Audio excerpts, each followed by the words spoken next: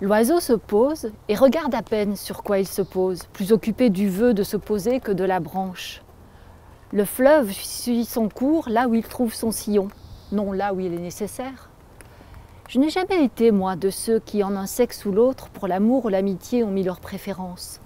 En toute égalité, j'incline à la beauté, où qu'elle soit, heureux.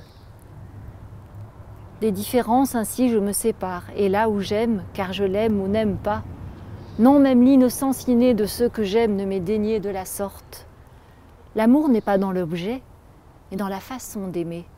J'aime, puisque je l'aime, toute autre chose aussi. Mon amour ne réside pas en elle, mais en mon amour.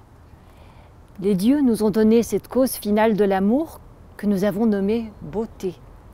Sans la déposer dans la seule femme, ni à peine dans le fruit, ils ont aussi donné la fleur pour la cueillir, et pour cueillir peut-être en l'aimant beaucoup mieux, ce que pour notre usage, nous cherchons.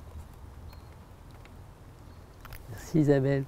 Donc c'était un poème de Pessoa, de Fernando Pessoa, qui est un poète que j'apprécie beaucoup, notamment parce que dans toute sa poésie, en fait, il n'a de cesse de dire qu'il n'est personne en particulier.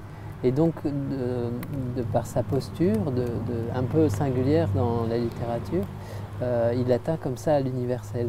Et il y a une autre dimension aussi qui m'intéresse, c'est que on retrouve vraiment dans les poèmes de Pessoa un peu des préceptes du taoïsme qui me touchent beaucoup. Et donc je vais vous lire aussi un poème de Lao Tzu, issu du Tao Te Ching, qui est donc vraiment le livre fondateur du taoïsme et qui est un recueil de poèmes. Et vous allez voir qu'il y a des similitudes avec ce qu'Isabelle vient de dire. Tout le monde tient le beau pour le beau. C'est en cela que réside sa laideur. Tout le monde tient le bien pour le bien. C'est en cela que réside son mal. Car l'être et le néant s'engendrent.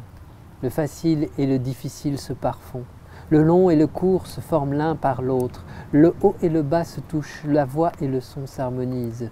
L'avant et l'après se suivent. C'est pourquoi le saint adopte la tactique du non-agir et pratique l'enseignement sans parole. Toutes choses du monde surgissent sans qu'il en soit l'auteur. Il produit sans s'approprier.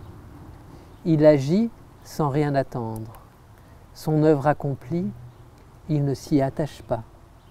Et puisqu'il ne s'y attache pas, son œuvre restera.